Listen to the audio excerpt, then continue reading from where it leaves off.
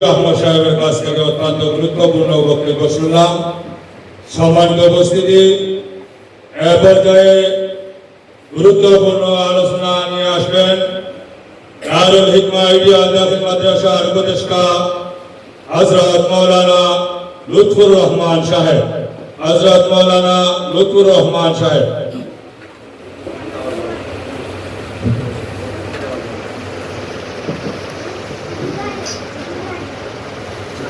وصلى على رسوله الكريم. أما بعد فأعوذ بالله من الشيطان الرجيم. بسم الله الرحمن الرحيم. واعتصموا بحبل الله جميعا ولا تفرقوا.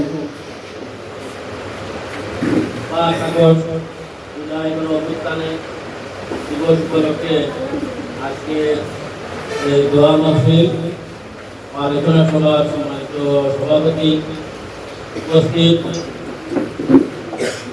দারুল হিকমা ideal মাদ্রাসা শিক্ষক কেন্দ্র এবং ছাত্র এবং অতিথিবৃন্দ সবাইকে আসসালামু আলাইকুম ওয়া রাহমাতুল্লাহি তাআলা ওয়া বারাকাতুহু। আজকে আমরা জুলাই অভ্যুত্থানের তৃতীয় বার্ষিকী উদযাপন করতে যাচ্ছি। জুলাই অভ্যুত্থান সংগঠিত হয়েছিল এদেশের এক বৈষম্যহীন সমাজ প্রতিষ্ঠার লক্ষ্যে, ন্যায় ও ইনসাফ ভিত্তিক মানবিক একটি বাংলাদেশ গঠনের লক্ষ্যে জুলাই অভ্যুত্থান ছাত্র জনতা তাদের বুকের ছায়া রক্ত দিয়ে জুলাই অভ্যুত্থান সংগঠিত করেছিল। আমি তাদেরকে স্মরণ করছি, যারা নিহত হয়েছেন, শহীদ হয়েছেন, তাদেরকে স্মরণ করছি এবং যারা বঙ্গবন্ধু বরণ করেছেন তাদেরকেও স্মরণ করছি। আল্লাহ পাক রব্বুল আলামিন তাদেরকে জান্নাতের উঁচু মুকাম দান করেন এবং বঙ্গবন্ধু যারা বরণ করেছেন তাদেরকে অতি দ্রুত সুস্থতা দান করেন। জুলাই অভ্যুত্থান সংগঠিত হয়েছিল একটি ইনসাফ, ন্যায় ও মানবিক বাংলাদেশ গঠনের জন্য। কিন্তু আমরা কি দেখতে পাই? আমরা লক্ষ্য করছি যে জুলাই অভ্যুত্থানে যারা শহীদ হয়েছে তাদের আশা আকাঙ্ক্ষাকে এই সরকার কোনো মূল্য দিচ্ছে না। তারা মনে করছে তাদের মতে তারা করবে। কিন্তু জুলাই অভ্যুত্থানে সংগঠিত হয়েছিল ইনসাফ ও মানবিক ভিত্তিক বাংলাদেশ গঠনের লক্ষ্যে।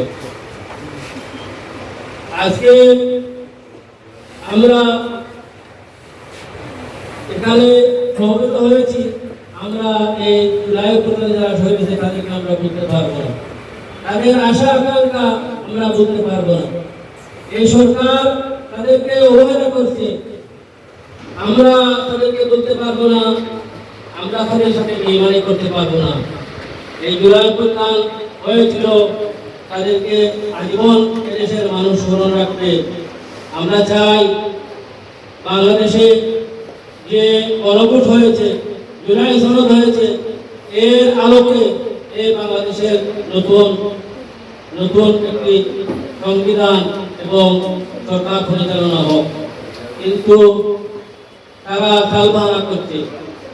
জুলাই অভ্যুত্থান যদি সংগঠিত না হতো তাহলে তারেক রহমানও দেশে আসতে পারতেন না।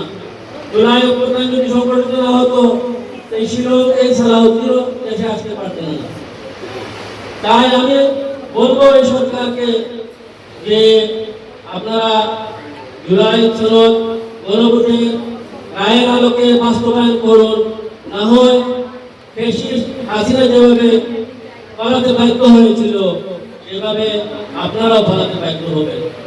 তাই আমি আশা করব জুলাই অভ্যুত্থানকে আমরা সম্মান করি। জুলাই অভ্যুত্থানের সাথে আমরা বেইমানি করতে পারবো না, প্রতারণা করতে পারবো না। জুলাই অভ্যুত্থানকে আমরা বাস্তবায়ন করে ছাড়বো, এই আশাবাদ ব্যক্ত রেখে আমি আমার কথা এখানে শেষ করছি। আলহামদুলিল্লাহ।